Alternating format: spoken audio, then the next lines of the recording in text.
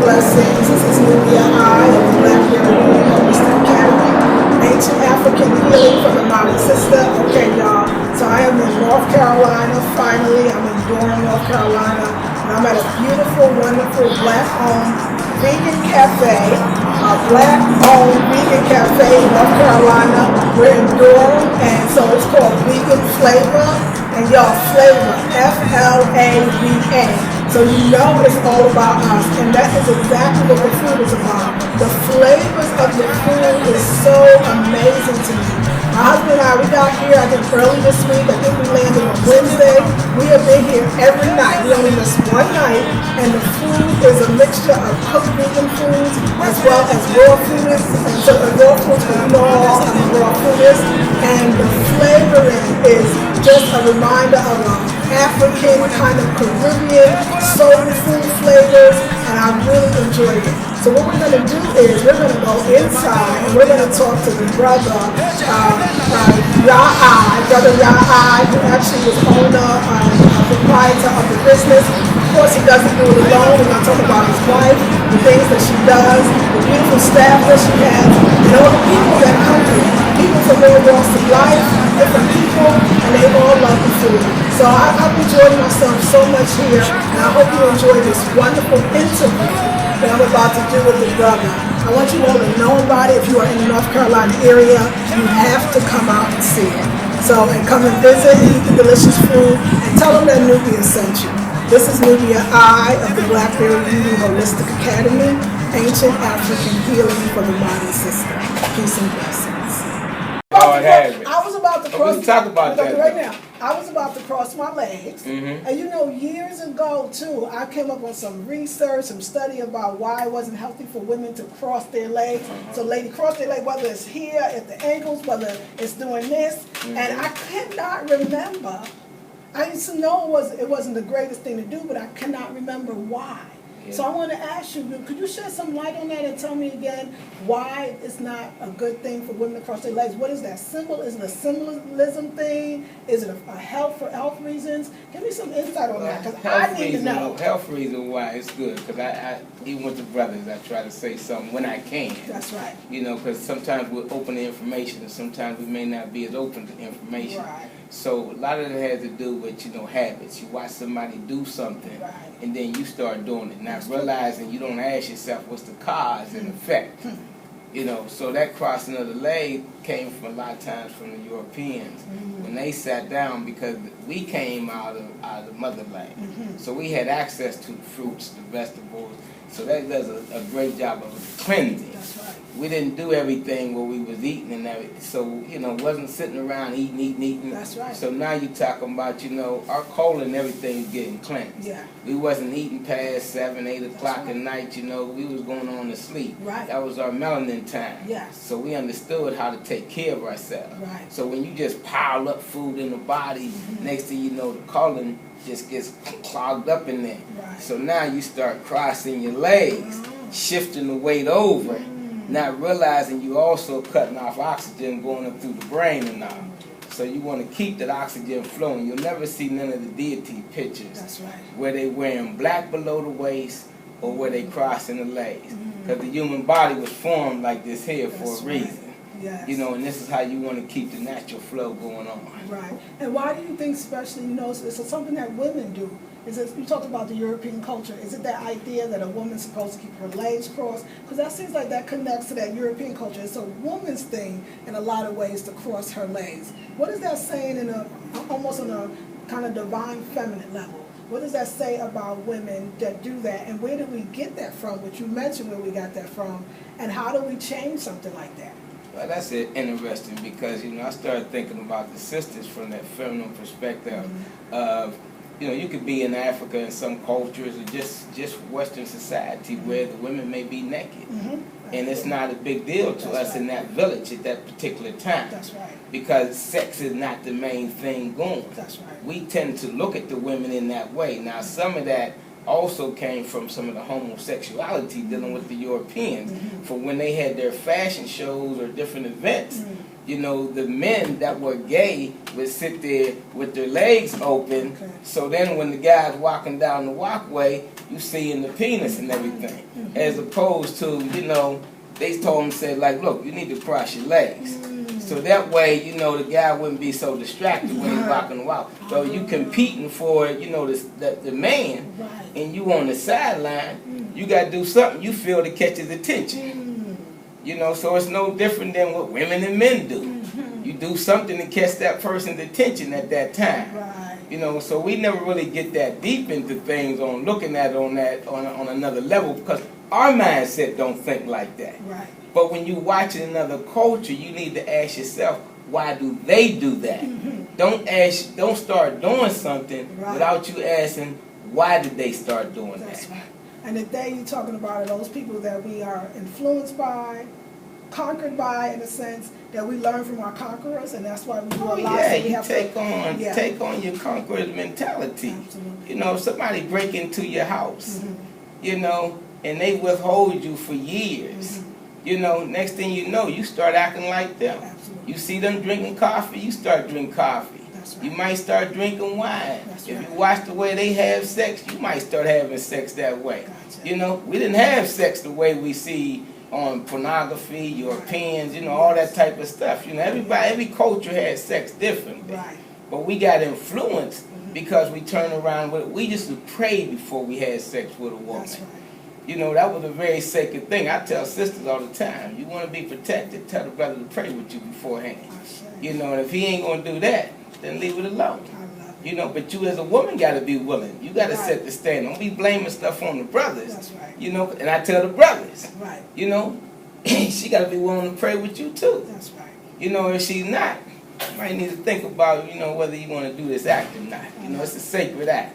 So you want to keep that between you and your spirit. So you know what I find then? I think about something like a lot of things though I feel like we retained as Africans, whether we want to or not, whether we know it or not. And you talked about this idea of prayer. Now I hear a lot of Christians today, modern Christians, they talk about prayer a lot. Before I prayed for my husband, I prayed before we got married. We had prayer and counsel before we decided to tie the knot. We pray before if we have an argument. We pray that we can settle this. Is that something in us that's very African, would you say? I think that's a very African thing of us, you know. And what's interesting is that you got the unk on. So I didn't know nothing about the unk as a child growing up. You know, and it's not that I'm big on, you know, those type of things, but I need to know for myself and for my people so we can talk about it, because what happens a lot of times is people get caught up in the things saying, well, I pray. I'm like, yeah, but who you praying to? You know, a lot of African cultures, you pray to the feminine and the masculine energy, because that's the balance. You know, you could be praying and calling out a person's name all day long, but what do you really know about that person? You need to get into research of really checking out, who am I praying to before I call this name out daily? Because if the Europeans who captured us gave us a certain name and they called that name out, I really need to think about it twice. Everything my enemy do, I need to really think about that twice before I get into it, to ask myself, is it good for me? Because I never understood that if we robbed of our culture, why ain't we spending time talking about what was our culture? So that we can know how do we return and get our ancestors back in our creator that we need. Because everybody got their own creator. So you have to know, what is your ancestors doing? How were they so successful? What made them so powerful where they ruled the world at one time? You know, so that we'll understand how we need to get back to practicing those good habits. Now, the things they did that wasn't so good, then those are things that we need to let go, that's all. And all ancestors ain't good ancestors. You know, so there's a difference between older people and elders. That's right. And yeah, you're right, because everybody don't have wisdom. Everybody don't get wise with time. And especially if you're regurgitating the same information, then how do you gain that wisdom? So I understand. So tell me about food. Tell me about how, because we talked about, you mentioned the word, you said mindset. It's all about mindset. It's about questioning. It's about asking, where are we getting our habits from, our behavior, the way we think, the things that we think we know. We think they are us. This is what I believe. This is what I know. And you're saying, no, what you've been taught to believe has been taught to others. So do you think that food has some kind of influence in the way that, in a way for us to get back to who and what we really are? How does food play a part in that for black folks, for melanated people, and why is it so important? Because I know it is. Tell me in your opinion why. And before I even get to that question, I want everybody to know we are at the beautiful, wonderful vegan cafe, Vegan Flava. Vegan Flava Cafe in North Carolina. Are we in Durham? Durham, North Carolina. We're in Durham, North Carolina, and my husband and I have been here for a whole week. And when we walked into this place, I told this brother's the one that greeted us, and he works here. He's a part of the business, and we're going to introduce the other brother in a minute, and it's going to be fantastic. But Raj, when we walked in, just gave us that instant love, and I appreciate that so much. And he said, wait a second, I know you. I was like, do you? I do that, because I just want to see where you know me from. I'm from Brooklyn. You can't give up nothing right away. Where you know me from? Okay, that's me. And I wanted to say thank you for that love. But what happened when we got here is you just kept dropping knowledge. So you don't know, I told my husband when I got home, I said to him, you know what Brother Raj reminded me of? I said, he reminded me of, I don't know if you ever saw the sitcom, but it was called Benson. And Benson used to come out the kitchen. Remember Benson was he used to work for white folks, but they didn't have no sense, if you remember. Yeah. And he used to come out, basically, I want to say cuss him out. Yeah. But he used to give him some knowledge and wisdom and then go on back in the kitchen. And I just felt like you came out, you say, look, I'm just going to give you my opinion. But you can think the way you want. And I really appreciated that. That experience just reminded me of being home, being back in New York, being back in Brooklyn, and you gave so much wisdom. And so when you talk about mindset, the reason why I got you here today is because you dropped so much, I had to get it on camera. My husband was like, we got to get this on camera. And my husband loves and respects you, and I'm just going to leave it there. He's particular about who he say he loves and respects. And so that's why I really brought you here, to really talk about the mindset of the African and where we go and where we've been, where we could go. And of course, what better way to do that is over food and the importance of food and coming together and what that meant. You know, I feel like African people have retained that on so many levels. But like you said, okay, we understand it's important for us to come around the table and eat. Mm-hmm. But is it also important in what we're eating? So it's not enough to say the Sunday dinner, which we all kind of grew up with Sunday dinner as black folks, coming together, talking about what's going on in our lives. Is it even more, you're saying can that be destructive? It sounds like a very positive thing. But if we're not eating the right foods, can that wonderful ritual turn into something that is destructive? Can you talk a little bit more about that, being as we're at the Vegan Flava Cafe, and we've been eating good foods, and I know my mind has been open, and so has my bowels. I've had some great bowels movements since I got here, and we talk about bowel movements on the channel. So talk to me about the food and the raising of the consciousness. You're talking about a mental illness that we take on as a people, because whoever conquers you, again, if they mentally ill, you got to be mentally ill to break into somebody's house. Come on. And I always go back to somebody breaking in your house. So you watching them eat potato chips, Kool-Aid, you know, you watching them slaughter animals and eat that meat and everything. You know, you watching them eat at all different times of the day, full-course meal, you know. You ain't watching them eating fruits and vegetables. That's not their thing to do. Right. Whenever they show the black movies and they show the brothers in the hood and they getting ready to go do a drive-by, they usually stopping at the fast food place. They're not going to go get no salad. No, they're not. You know, they're not sitting down and eating some fruit and everything, getting a smoothie. Right. They ain't showing that. So when you walk into a Whole Foods store or a food co-op, and my brother Yah used to work at Whole Foods, you know, in different areas. So you notice that people will come up to you and greet you. Yes. You know, and if you need some help with something, they're going to turn around and walk you to that aisle. You know, and then once you get down that aisle, and you get what you need to get there, they're going to ask you, do you need some more help? Yes. Do you need anything else? That's right. Did you find everything you was Yeah, looking and they for? not overbearing. They're not doing it because you're a brother or a sister and they That's trying to watch you. Yeah. You know, foods showed me then a higher vibration of energy. Yeah. You know, and so when you're eating those low foods, you know, people argue with you, you know, fight with you, you know, because they trying to get some of your energy. That's right. You know, so we got a bunch of low energy people around with each other. You know, the depression. Yeah. See, depressed people hang around depressed people. That's right. You know, if I smoke weed, I'm not hanging around you and you don't smoke weed. That's right. You know, and I tell the brothers and sisters all the time, weed is good for you, Right. but when you put a match to it, it becomes synthetic. Gone. It's no longer organic That's now. right. When you put a match to it, You so know, that fire yeah, to it. you Yes. can't give it to that child. That's right.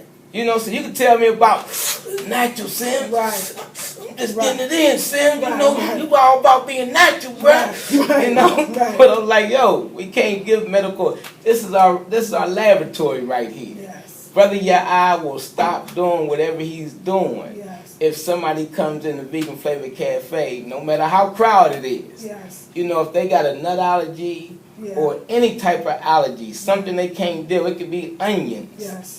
Brother Ya'ai wants to know when we take that order, he wants to know right then and there, and sometimes, most times, he will come out and talk to that customer himself personally. Tell people who Brother Ya'ai is so they'll know, because I'm going to be talking to him, but I want you to give him Brother his props. Ya'ai is the Yeah. master chef, you know, and he's a mastermind behind the operation. The brother's beautiful because he doesn't try to stand out front.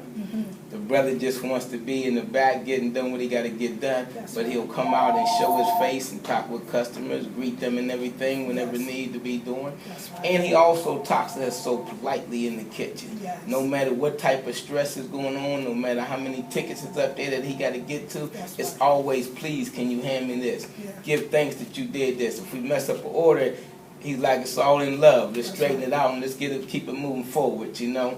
So when you was talking about those foods, you know, I often get caught up, sometimes I got to be careful I don't get caught up in the talking to customers. So it's beautiful when y'all came through at a time where it was a little more chill because Yes. it's been so busy lately, Right. you know. So then we could talk about from 4 a.m. to 12, that's a cleansing period time. That's right. That's when you need to be getting your water in when you first Yes. get up in the morning. You know, then you need to turn around, wait 30, 40 minutes, you know, then get some fruit in your system. That's right. Now when it comes to the fruit, you need to understand about, you got subacid fruit, you got acid fruit, Right. you got sweet fruit, Right. then you got your melons. Yes. You know, so I always like to say if you can keep those, you know, separate from each other, Right. you get all the nutrients you need to get out the fruit. Yes. But if you just combine them, throw them all in together, Yeah. you know, no matter how much you pray, Right. the human body on how it takes in. That's my prayer on how the human body's going to take it in. How's it going to digest? That's right. You know, I have a tendency to show young people a lot of times when their faces broke out, Yes. or anybody, Yes. that you might be stressing your intestines. Right. You might be stressing your stomach right in here. Right. You know, you might be stressing your sexual organs on it. Right. You know, so your liver. Yes. You know, you need to understand what you're stressing Right. so that this way you realize your food combination. Yeah. You know, people say, well, you know, you catch a cold. I say you don't catch a cold, No. you get a cold. That's you don't right. catch warmth. Right. You know, so so like Right. the mucus Yeah. and the poor combinations of foods are Right. generally the cause. Yes. You know, of your system building up and your body's trying to flush them toxins out. So tell me about a person who's just starting, because this is a lot of great information you're saying, and they don't know where to start. But they heard about this great restaurant called Vegan Flavor Cafe. So if they walked in here and they first timers, because I want to ask you that, do you ever get people that say, "Hey, I've never had vegan food in my life"? Okay, good. And so, what do you do? What do you recommend to them? Do you give them a little bit of education, or what? Or do they just experience the food? They have it, and they tell you they feel better. What are some of the effects that you've seen that people who have no idea or never had vegan, they was curious and they came into here, and what did they? Some of the things that they shared with you. The only reason I'm asking is because I hear people. I was been in here every day. Yeah, So, yeah, and yeah. I want to mention that too. You talk about Brother Ya'ai. I mean, Sunday. Okay, so you're open from Tuesday to Sunday. The only day you close is Monday. Yeah. On Sunday you have brunch. So it's a brunch day, meaning there's something on the menu. Yep. It's usually what's the pancakes, the grits, Black beans and the kale. Always try to have something green. Always have something green. Yeah. Delicious. So you come in on Sunday, you know that's the meal. But I walked in, and you know I'm all raw. Yeah. And I didn't even have to ask. And I want people to know that.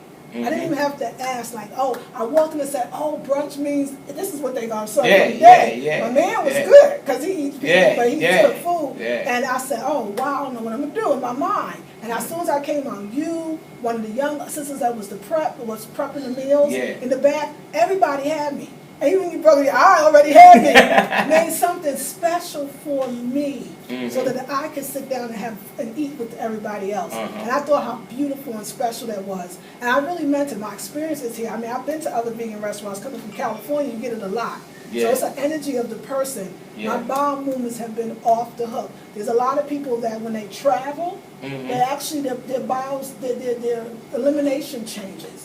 Because travel, they're not comfortable, not used to it. This is the first time for me that I can remember that I did not have that, where everything was smooth and wonderful. So tell me about energy of the food, people coming in, being new to vegan and vegetarianism, and what experiences they might have when they walk into a Well, when they first walk in, they have the option a lot of times of us being able to sit down and engage in conversation, you know, to ask them, you know, sometimes people say, I never had vegan food.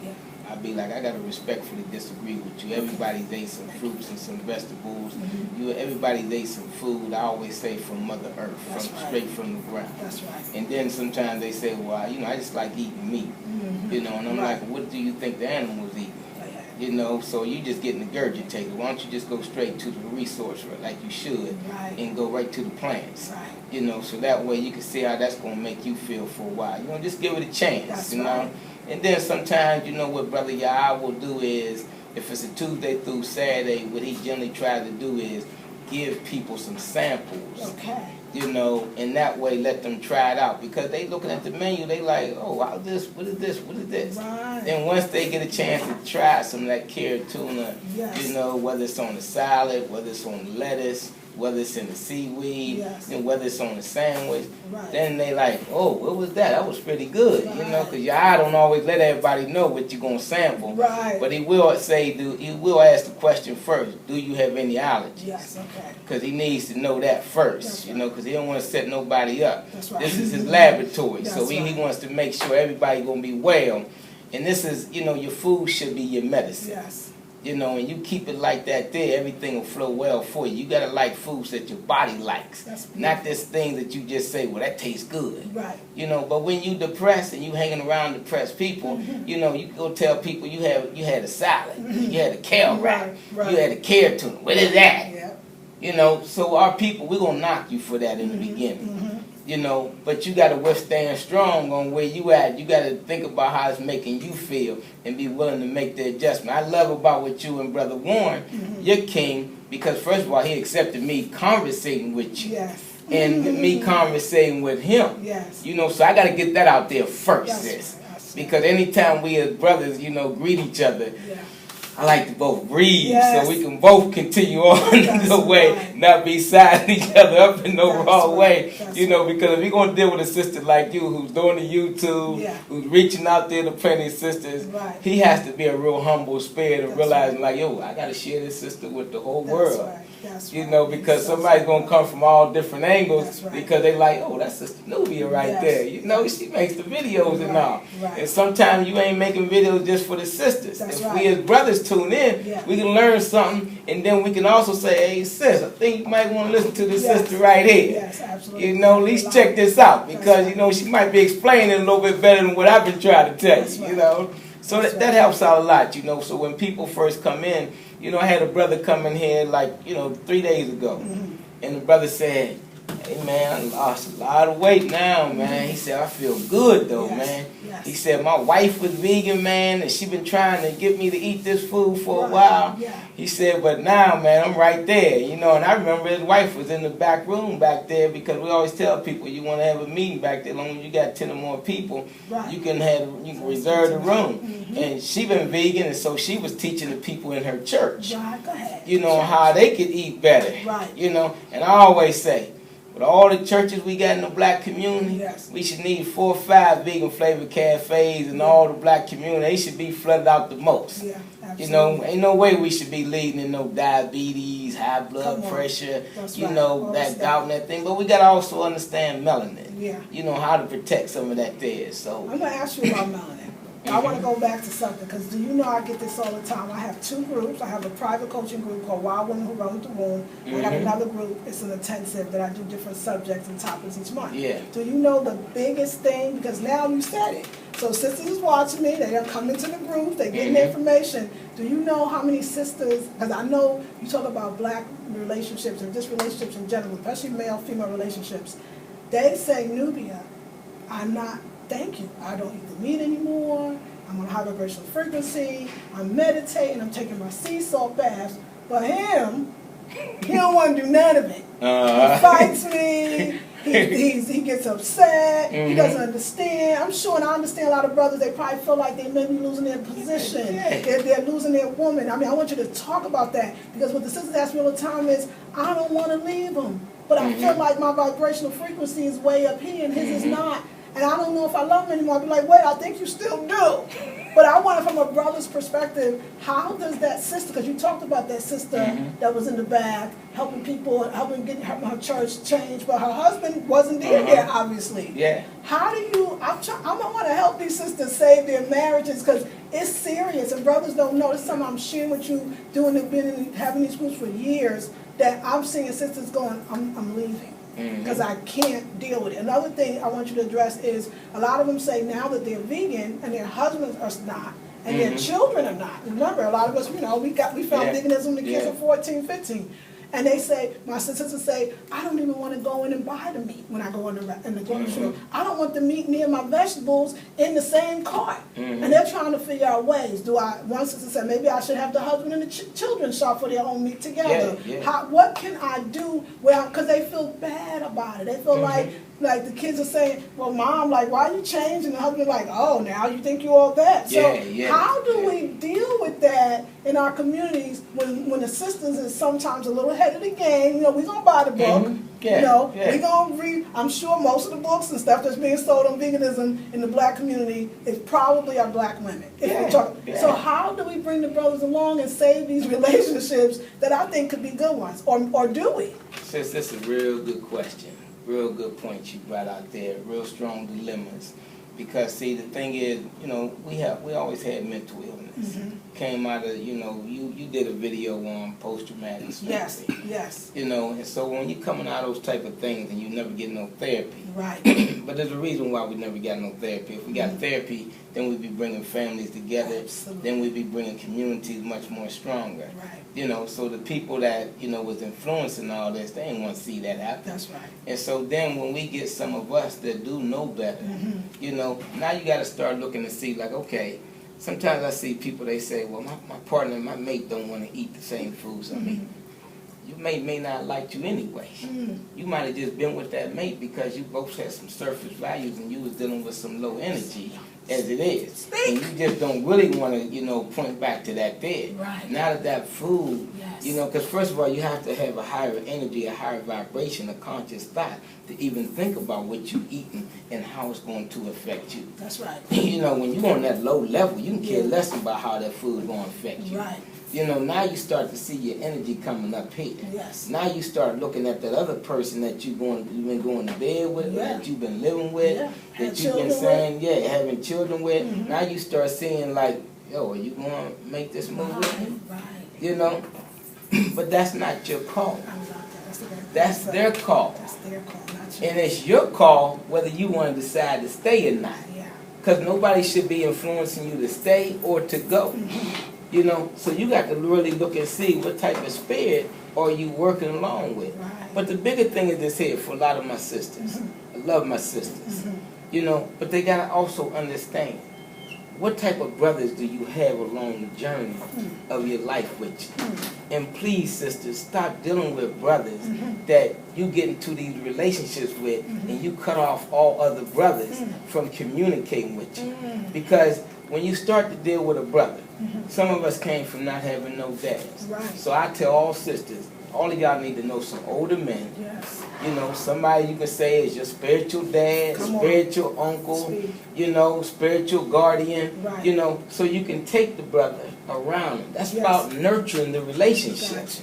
That's about understanding the art of war about what we all have been through as a brother. That's There's right. certain things I like. That's right. I didn't have my dad around 24/7 like that. Yes. So when I deal with a sister who got a dad, you know, that's a plus for me. That's right.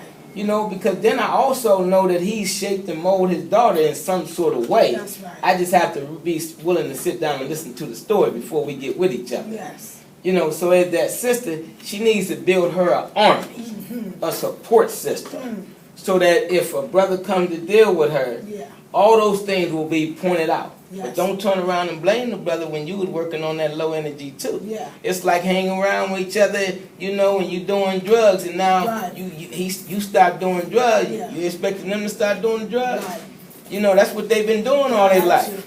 So you got to decide that this is what the move you gonna make for you. Right. And it doesn't mean you got to be harsh Right. or critical. Right. You know, just decide you making moves for yourself Yes. and for the betterment of you. Yes. You know, now if that person decides they want to, you know, make the move with you, look and see whether they're a good person or not. Look and see how much nurturing you willing to do with them, and how much are they willing to nurture to themselves. Yes. How much do they value life? Yes. How much do they really want to live? Yeah. You know, do they want to live for themselves, or are they going to at least use the children and want to live for the children? That's right. You know, because men, we got to come up with insurance plans. Right. We got to start thinking about, you know, how valuable we are. Yes. You know, when I hug Brother Warren, I'm letting Brother Warren know, your husband, you know, I'm letting him know how much I need him as a brother to do the role that he's doing, because I can't do that role. That's right. You know, so he with a good sister like yourself, but we can't replace the brother. That's right. So me and that brother, when we talk and everything, I damn near look in his eyes with my tears. That's right. Basically because I'm embracing my brother love. That's right. And letting him know, like, dude, I've been waiting for you, just like you've been waiting for me, That's brother. right. So I appreciate that, brother, you know, with all my heart. I love you know? what you have to say. You know what? And what I heard was prevention is the key. Because you're saying, I love it, you're saying it's deeper than what we're going to do after we got with the brother, that we know we was down there with him. And now we done got up, he may not be able to come. You're saying, how about this? Let's start off in a different place. Let's start off with, well, who is he? This courting, the dating, the getting to know the family, the embracing, the bringing in the big Bible, the coming in, the community, all of that. Because I'm so excited right now. I'm so happy when you talk about the idea of the community, and that when we talk about coming together, especially we're talking about around food. I mean, I know that was African. When I even think about just the Southern rituals, that food was everything. That's why I brought up that whole Sunday dinner thing. I like the idea. Some of my fondest memories was going to my grandma, who was in Brooklyn, but she was from North Carolina. And that Sunday dinner, sometimes I couldn't even remember what we ate. It was more the conversation, the coming together, the being here. But you're right, it was also those multi-generations that we had in our houses. So talk a little bit about that. I mean, is that not around, or what multi-generations do we have around? Because somebody told me, she said, you know, it's something about elders. Yeah, a lot of these sisters, young sisters, they got elders, but who are the elders? What the elders talking about? The elders we talking about back in the day. And so a lot of times, I like that you said somebody that conscious, that got a little something, bringing that Bible around that can teach. Because like you said, just because you got gray don't mean you got wisdom. So I really, I'm saying I really appreciate that, and I really appreciate your honesty in saying everybody ain't gonna come. Because that's what I heard. You need to go there with the wait and see and help out and be patient. So let me talk a little bit about the children, because something that I know, it's a lot easier to get them to come sometimes than the adults. And I know a lot of ladies later on say, girl, you know, my daughter was like, Mommy, look, I found this article, I knew you would like it, it's about veganism. Or Mom, I found a new vegan restaurant, I'll go because you want to go, right? You know, my daughter, I've seen, she was raised vegetarian but not raw. Every time there's a New World restaurant, she says, "You want to go, Mom? I'll go." Yeah. So, do you think that there's a natural thing that happens just if you're up there that you might bring some people with you just because that's the way energy works? Or let's talk a little bit about energy and how it works. You know, how does energy work? Does water seek its own level? Does light really attract like? How does that work? See, I love your questions, you know, because they make me deep down. And I love that. You know, see, we was talking about, you know, your kitchen as a woman should be your laboratory. Yes. So, for some of our sisters, you know, whether you in an environment where the brother don't want to eat that, you know, this and that there, don't buy it. Right. Don't cook it. That's what I say. My house. You know, and when it comes to the children, same thing. Same thing. You know, so make it so that you not the one out there spending it. That's right. And bringing it into the house. That's right. Take your stance. Yes. You know, when you know something is right, see, stop telling these children to be leaders. Right. And then you teach them to be a father. Go ahead. You know, we always tell the children, you know, be a leader. Right. Be a leader. But what are you? Right. Come on. You know, you got to be honest with yourself. Yeah. You know, see, this whole atmosphere about you wouldn't have to tell nobody to be honest with themselves if you was being honest. Yeah, that's it. You know, so if you create that atmosphere, that energy around you, you know, our houses should be round shaped instead of square shaped. So when we sit at the table, it would be a round set and we would be close to each other. You know, we watch them European dinners and everything. You know, so grandma sitting here, granddad sitting way down there. Right. You know, they know we're not close to each other. Yeah. You know, so your energy, even in that situation, Yes. you know, then you're going to go by, set the table like this. Try us that. Right. We ain't got no frying pans in Africa. That's right. You know, we didn't have knives. Right. We didn't need nothing that we need a knife for. Right. So no, you use your hands. That's right. All that you know, so it worked along with you with that there. Yes. So understand how that energy works. Yeah. You know, so as a sister, and if you're a brother in that situation, just don't buy it. Right. You know, take your stance. That's right.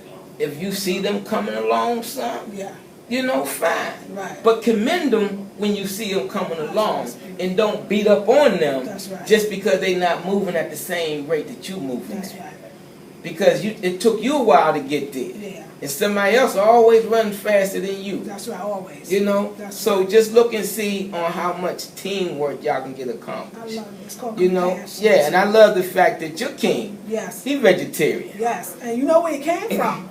I told you the story. My husband was the barbecue king. I'm not even exaggerating. People came around to buy his barbecue. Yeah. So I'm not even playing. Like it wasn't like he said a lot. He sold it. People expected that from him. Yeah. And he said that before he met me, he was already losing a taste for things. And I want you to talk about this. He said there was foods he used to be able to eat that his stomach didn't agree with him. Like he couldn't eat white rice anymore. Couldn't even do it. So these things started happening naturally. He lost his taste for the meat, and he knew something was coming. So as soon as I came and I said, you know, I'm a vegan, matter of fact, I'm a raw foodist, he was like, what's that? I'm interested. And what I did, I didn't give him a chance to say anything else. I just kept bringing him food. And because I knew I can't go where he eats, I can't eat what he eats. So I made sure I brought the food. And from the first date to now, I will always have some food when I was dating him, so that he loved it. He enjoyed it and he loved it. So I agree with you that it's a blessing he came. And I appreciate that, and I know he's better off for it, but I know everybody's not. And I put a lot of time, no, actually he came right away. He came with the food so quickly, it was amazing, because he was ready for it. Yeah. So I agree with you on that. So I want to talk about, I love this male-female relationship thing, dialogue. So I want to talk more about it, because like I said, you've been dropping gems all week. You make us go home and be like, so, you know, Brother Rod said. So we are very much intrigued, and your mind is so open. And what I love is the balance you talk about, because that's what I'm really hearing. And I feel like that's the idea about being in the kitchen. You know, you talk about balance a lot, and you might not even realize it. And I love it. We're talking about energy, right? So we're talking about balance is part of the energy. How it's so balanced in the kitchen. We started with that. Balance with how y'all responds, or it's all love, as the brothers say, right? How he works with you. You might do something, you thought it was a little off, he might have did something, but it never was off. It was like, what's the next best thing that we can do? So I want you to talk about the relationship between the male and the female. Just even on that level, let's talk about we got two men, we got a man and a female, and they really want to do this. They're coming together, they're open, they're loving. What does that relationship look like? Some people never saw it. Some people never heard of it. They don't understand it. They don't think black men and black women could be harmonious. Yeah. And I'm going to ask Brother Yah this as well, because I know he got a powerful queen, and we want to definitely pick up her book when he comes over here as well. Just talk about that ma'at, that balance of what it looks like. Because a lot of people start thinking, well, are you trying to put me in a role? Are you saying there's a role for women, there's a role for men? I don't have a problem with it. I just want to know how you see it. Because something that I want to say for people that's watching, this is something that I don't like that I see. Sisters always, when they want to learn about a man, they shouldn't go to a woman to ask her about what men think and what men want. Unfortunately, when men get on the YouTube and start saying it, women start being like, oh, that's sexist. Oh, here we go again. My thing now is, no, I want to hear what he got to say. And I don't want you to feel, I don't want men to feel like they got to censor.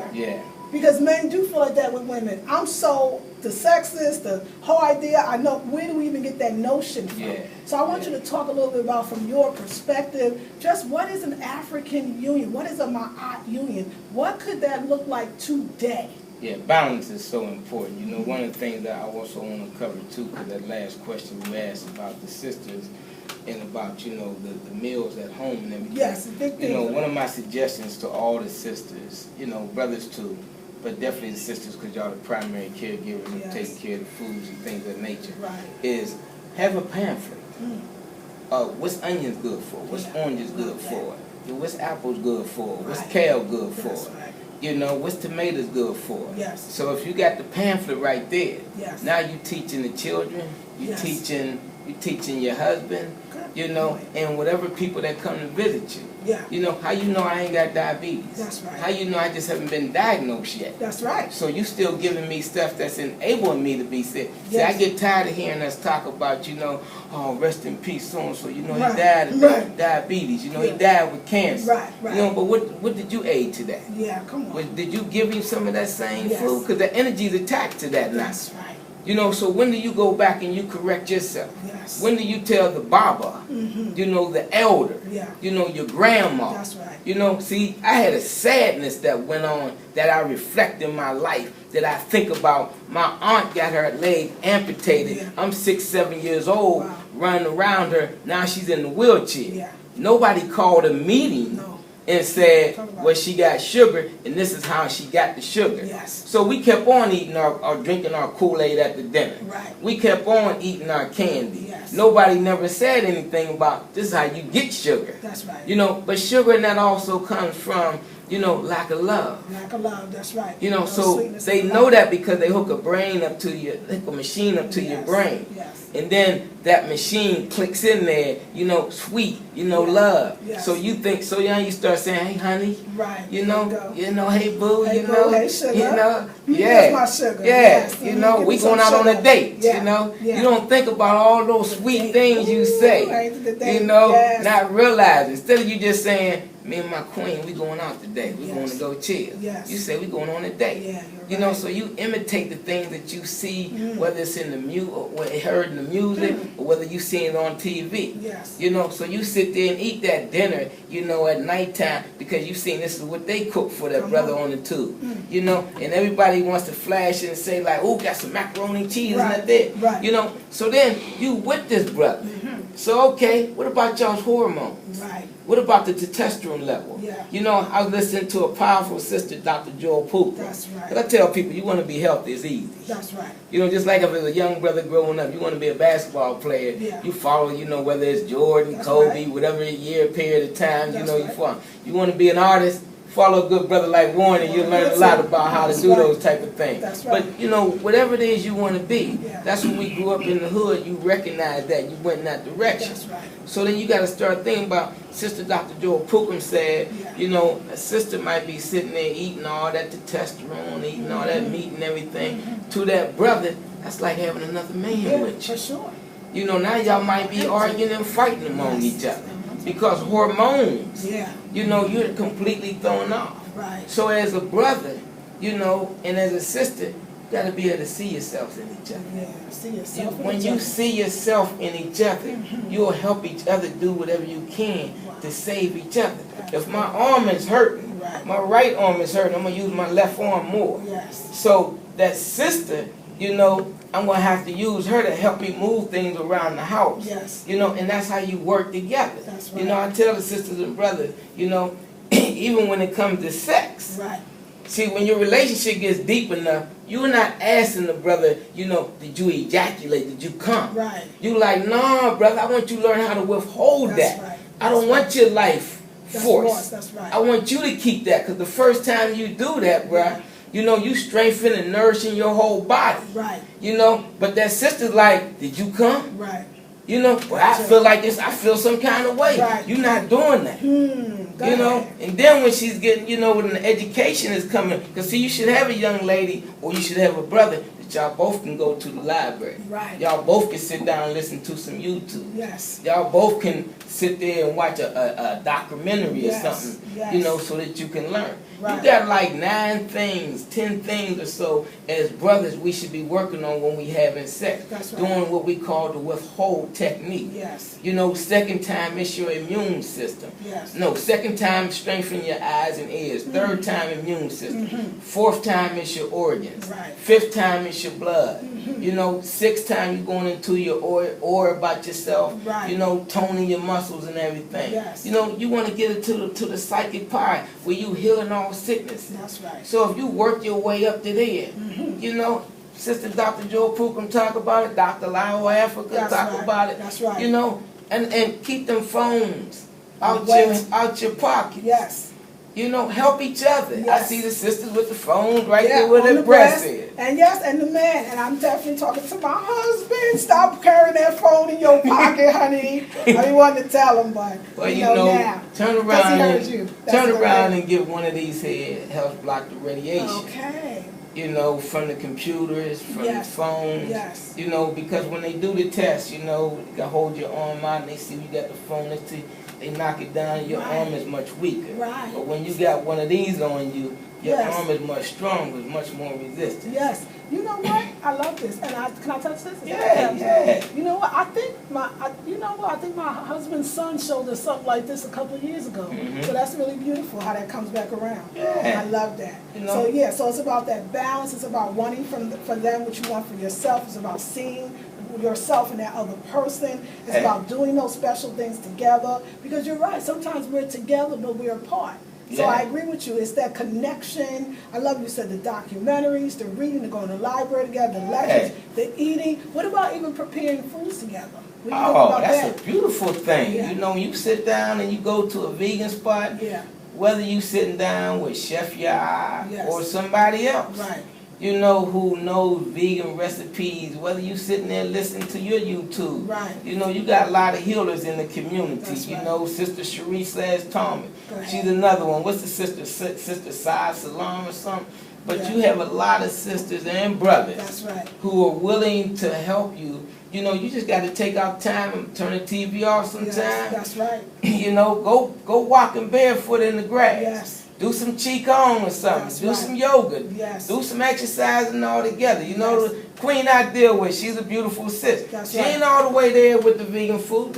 But I bring her into places like this here and let Brother Yah talk to her because it takes a village to raise a child. See, I got child in me, so there's a part of that village that got to raise me. It ain't just going to come from her. It got to come from other groups of people that's connected to her, you know, and that's how you help to nurture your relationship. See, a lot of people, you know, they terrorize each other in relationship. Well, who you talking to? Why you listening to her? You know, see, even for Brother Yah, this becomes his woman. Because he hears 7 days a week. So this becomes his woman. So the wrong woman would be like, you always up at the cafe. You know, why you always going up there? Because this woman provides something for him. It provides him an atmosphere where he can just realize it's a spirit. Let it flow. Well, you know, you said something. You brought my sister, and I love it. And that's why I brought it. We got to be okay with that. We don't know everything. One person, that's what you're talking about, the community. That's what I heard. I love somebody once said, there's a black neighborhood and then there's a black community. And we talking about community. Anybody